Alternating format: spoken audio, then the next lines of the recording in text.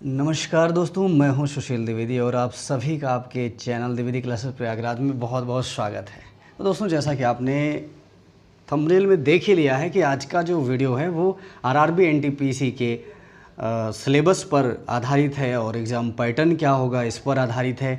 जैसा कि आप जान रहे हैं, काफ़ी टाइम से इसका फॉर्म सभी अभ्यर्थियों ने डाल रखे थे, लेकिन एग्ज़ाम की डेट नहीं मिल रही थी। इधर भी सोशल मीडिया पे बहुत ही कारगर कैंपेन चलाए गए, अभियान चलाए गए, जिसका असर हुआ कि 15 दिसंबर फ़िलहाल आरआरबी ने डेट घोषित कर दिया है। आपको पता है 1,30,000 पदों के लिए भर्ती होने जा रही है और बहुत ही बड़ा कंपटीशन है, जो कि बड़ी संख्या में लोगों ने फॉर्म भरे हुए हैं। तो बहुत ज़रूरी है कि ये जो फाइनल पारी है इसको इतने अच्छे से खेला जाए कि जीत हमें मिल सके। तो आज की वीडियो में हम लोग इन्हीं बारे में डिस्कशन करेंगे। वीडियो हो सकता है कि थोड़ा सा बड़ा हो जाए, लेकिन आपके बहुत काम का होगा, इसलिए वीडियो को शुरू से लेकर लास्ट तक देखिएगा। तो चलिए शुरू करते हैं।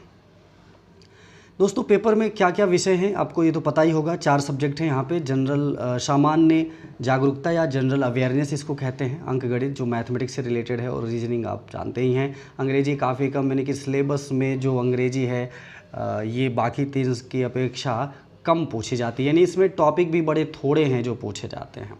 ठीक है। और दूसरी बात क्या है, कुल 100 ऑब्जेक्टिव क्वेश्चन होंगे जिनमें 90 मिनट में हल करना होगा। गलत उत्तरों के लिए नकारात्मक अंकन होगा। प्रत्येक गलत उत्तर के लिए 1/3 अंक काट लिए जाएंगे। जिन प्रश्नों को हल नहीं करेंगे उनके लिए कोई नकारात्मक अंकन नहीं होगा। तो समझदारी इसी में है कि जो क्वेश्चन आपको कन्फर्म है आप केवल उसी को टिक करें, क्योंकि गलत में किया तो 1/3 मार्क्स काट लिए जाएंगे और अगर आप ट्राई नहीं करेंगे तो कोई आपका नुकसान उसमें नहीं होगा। ठीक है। तो चलिए देखते हैं बारी बारी से। अब सिलेबस समझ लिया जाए इसको डिटेल में, ठीक है, कि इनमें क्या क्या टॉपिक आते हैं। तो सबसे पहले हम क्वांटिटेटिव एप्टीट्यूड की बात करें, या जो मैथमेटिक्स से रिलेटेड है। ठीक है। इसमें देखें तो देखिए यहाँ पर एक चार्ट टाइप बना के आपको दिया गया है कि किस टाइप के क्वेश्चन होंगे, एक चैप्टर क्या होगा, उसमें वेटेज क्या हो सकते हैं और उसके बारे में क्या क्या पढ़ना है। ठीक है। जैसे कि सबसे पहले आप देख रहे हैं ये स्कोरिंग लिखा हुआ है, सरलीकरण सिंप्लीफिकेशन से 4 से 5 क्वेश्चन है। तो निश्चित रूप से ये स्कोरिंग ही है, यानी कि इसमें मार्क्स गेन किए जा सकते हैं, क्योंकि सिंप्लीफिकेशन बहुत ही आसान टॉपिक होता है जो कि बॉडमास नियम पर आधारित होते हैं। अगर आपको इनमें से अभी जो जो टॉपिक मैं बता रहा हूँ किसी भी टॉपिक में विशेष प्रॉब्लम है तो प्लीज़ कमेंट बॉक्स में ज़रूर बताइएगा। उस पर मैं स्पेशली अच्छा वीडियो बना करके आपका वो टॉपिक मैथमेटिक्स या किसी भी अन्य सब्जेक्ट का क्लियर कर दूँगा। ठीक है। उसके बाद है, अब इसके बाद है क्या कि आसानी से ये हल भी हो सकते हैं। हाँ, बिल्कुल हो सकते हैं। फिर ब्याज से रिलेटेड 1 से 2 क्वेश्चन होंगे, सरल यौगिक रुचियों और किस्तों पर जो समस्याएं होंगी। ठीक है। सटीकता प्रतिशत पर 2 से 3 क्वेश्चन होंगे और उसमें गणना उन्मुख मूल प्रतिशत समस्याएं होंगी। ठीक है। अनुपात जिसे रेशियो कहते हैं इंग्लिश में, इसमें भी 1 से 2 क्वेश्चन होंगे। सरल मिश्रित अनुपात एंड प्रत्यक्ष अप्रत्यक्ष अनुपात पर समस्याएं। औसत पे 2 से 3 समस्याएं आप क्वेश्चन आपको मिल सकते हैं। औसत वजन, ऊंचाई, निशान आदि पर समस्याएं। एज रिलेटेड 1 से 2 क्वेश्चन आपको मिल सकते हैं जिन पर एज से संबंधित क्वेश्चन होंगे। आपने पढ़ा होगा छोटी क्लास में भी एज वाले जो क्वेश्चन होते थे वही। ठीक है। अब ये भी स्कोरिंग बताया जा रहा है, गति, समय और दूरी, जिसे हम स्पीड, टाइम एंड डिस्टेंस कह सकते हैं। 1 से 2 क्वेश्चन। इसमें औसत, सापेक्ष गति, नाव, ट्रेन आदि पर समस्याएं बताई जाती हैं। बीज गणित बहुत ही आसान आएगा, ये भी 1 से 2 क्वेश्चन होंगे। 1 या 2 चर में बुनियादी रैखिक समीकरण, बुनियादी का मतलब बेसिक। ठीक है। तो यानी कि आसानी होगा, ये बहुत मुश्किल नहीं होता। प्रॉफिट लॉस या लाभ हानि से 2 से 3 क्वेश्चन होंगे। Profit loss, success, dealing, partnership आदि पर समस्याएं होंगी। श्रृंखला 2 से 3 क्वेश्चन। श्रृंखला को पूरा करने, मिसिंग या गलत शब्द खोजने पर कठिन समस्याओं को हल करना। क्षेत्र मिति या फिर इसे मेंसुरेशन कहते हैं, इस पे 1 से 2 क्वेश्चन आपको मिलेंगे। प्लेन फिगर पर समस्याएं जैसे स्क्वायर, रेक्टेंगल, सर्कल आदि।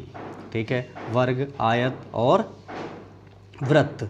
अब ये थोड़ा सा कठिन टॉपिक यहाँ से शुरू हो जाते हैं, जैसे समय और कार्य है, वो 1 से 2 क्वेश्चन आपको मिलेंगे। कठिन का मतलब ये नहीं है कि आप नहीं कर पाएंगे, लेकिन ये है कि इनका कॉन्सेप्ट आपको अच्छे से मेंटेन करना पड़ेगा, नहीं तो आप गलत कर सकते हैं। और पाइप आदि पर समस्याएं यहाँ पर होंगी। ठीक है। और मिश्रित समस्याएं दो या दो से अधिक संख्याओं या मिश्रण से बनाने के लिए इसमें भी 1 से 2 क्वेश्चन होंगे। यानी कि अभी के जो लास्ट के 2-3 टॉपिक हैं इनको थोड़ा सा विशेष आप ध्यान दीजिएगा। ये स्कोरिंग तो नहीं है लेकिन थोड़ा मुश्किल हो सकते हैं, इसलिए इन पर ज़्यादा आप ध्यान दीजिएगा।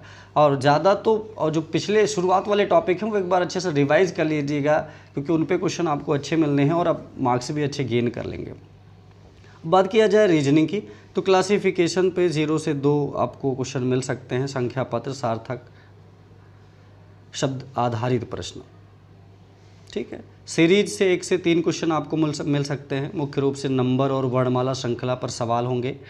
कोडिंग डिकोडिंग से 0 से 2 क्वेश्चन आपको मिलेंगे। पत्र शिफ्टिंग द्वारा कोडिंग और डिकोडिंग पर प्रश्न, वर्ड के कोडिंग, पत्र सादृश्य और कोडिंग भी शामिल हो सकता है। संख्याओं के आधार पर कोडिंग, स्थान, मूल्य। आपको पता होगा कोडिंग डिकोडिंग रीजनिंग का एक टॉपिक है जो कि बहुत आसान है, आसानी से आप इसे तैयार कर सकते हैं, ठीक है। रक्त संबंध, ब्लड रिलेशन, ज़्यादातर पारिवारिक ट्री समस्याएं, सामान्य रक्त संबंध समस्याएं भी संभव है। ब्लड रिलेशन जिसमें रिश्तों की खोज करवाता है ना। फिर क्लॉक और कैलेंडर, 0 से 2 क्वेश्चन हो सकते हैं, ज़्यादातर कैलेंडर पर आधारित होते हैं। ऑर्डरिंग और रैंकिंग, 0 से 2 क्वेश्चन जिसमें पूछता है कि किसी लाइन में 10 लोग हैं, एक की पोजीशन शुरू से 5वीं है और अंत से 6वीं है, तो कुल कितने हैं, इस तरह के जो प्रश्न आते हैं। दिशा और दूरियां यानी कि डायरेक्शन एंड डिस्टेंस, सरल समस्याओं को हल किया जा सकता है जो केवल कागज़ पर सभी जानकारी को आकर्षित किया पूछा जा सकता है। सार्थक क्रम में शब्दों की व्यवस्था करना, ये क्रम से संबंधित किसी पैटर्न को फॉलो करते हुए 0 से 2 क्वेश्चन। शब्द गठन, दिए गए शब्द से यह पता लगाएं कि विकल्प शब्द बन सकते हैं या नहीं। मिसिंग नंबर, कोई सीरीज दे दिया उसमें बीच में मिस कर दिया, फिर उसी पैटर्न पर आधारित हमें फॉलो करते हुए उस पर जाना होता है।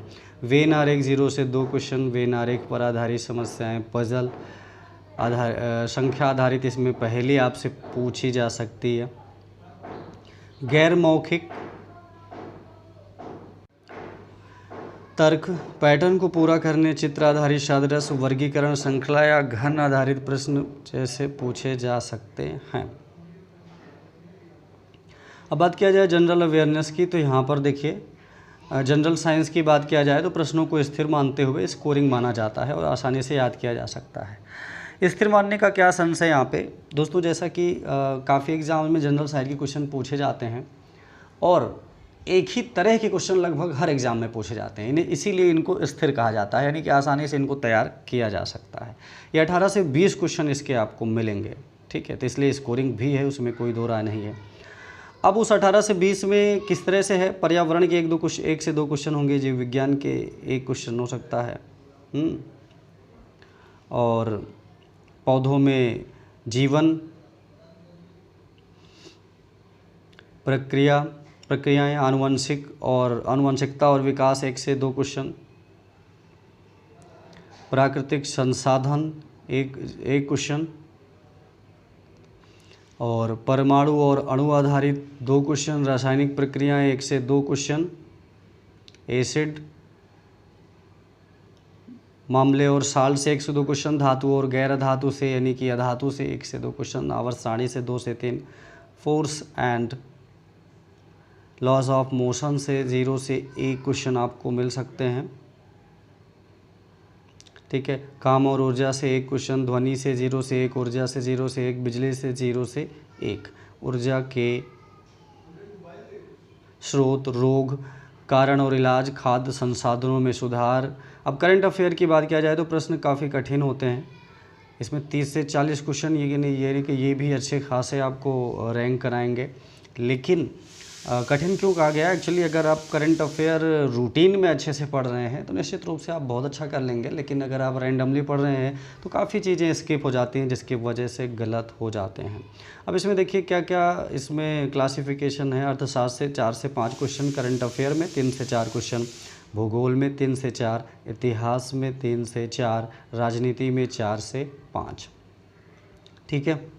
कंप्यूटर में 1 से 2 क्वेश्चन मिलेंगे, खेल से 3 से 5, साहित्य में 1 से 3, पुरस्कार में 2 से 3 क्वेश्चन, किताबें और लेखक से 2 से 3 क्वेश्चन, विविध से 4 से 6 क्वेश्चन, ठीक है। तो दोस्तों ये आपके सिलेबस की बात रही। अब अंग्रेज़ी की बात कर लें, इंग्लिश में क्या है, तो देखिए रिक्त स्थान भरें व्याकरण से संबंधित, जो कि बहुत आसान होता है, टेंस या वर्ब से रिलेटेड। ये भी रिक्त स्थान भरें शब्दावली, एक शब्द प्रतिस्थापन या जिसे वन वर्ड सब्स्टिट्यूशन कह सकते हैं, और पर्यायवाची विलोम सिनोनिम्स एंटोनिम्स जिसे कहते हैं, और वर्तनी से रिलेटेड होते हैं।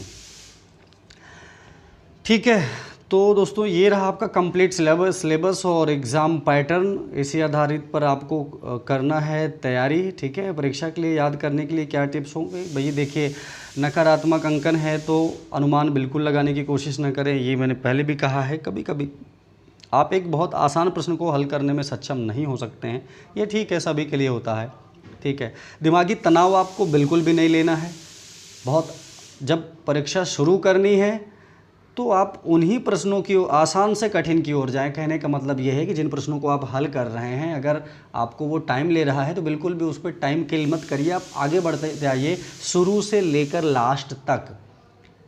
क्योंकि अगर आपने किसी क्वेश्चन में बहुत ज़्यादा समय दे दिया है तो निश्चित रूप से वो आपका टाइम किल करेगा, और आपको पता है 90 मिनट में ही आपको 100 क्वेश्चन करने हैं। इसलिए सबसे पहले हम आसान क्वेश्चन जो हमसे बन रहे हैं बहुत आसानी से करते चले जाएंगे। जब सारे आसान निबट जाएंगे तो आखिरी में हम देखेंगे कि जो थोड़े मुश्किल लग रहे थे उनको वक्त देने पर अगर वो सॉल्व हो जा रहे हैं तो उन्हें भी कर लेंगे। तो दोस्तों ये रही स्ट्रेटजी आपके एग्ज़ाम की, उम्मीद करता हूँ आपके काम आई होगी। तो वीडियो को लाइक कर लें और चैनल को सब्सक्राइब कर लें, क्योंकि कल से ही आपको NTPC और ग्रुप डी से रिलेटेड वीडियो डेली मिलेंगे। Thank you.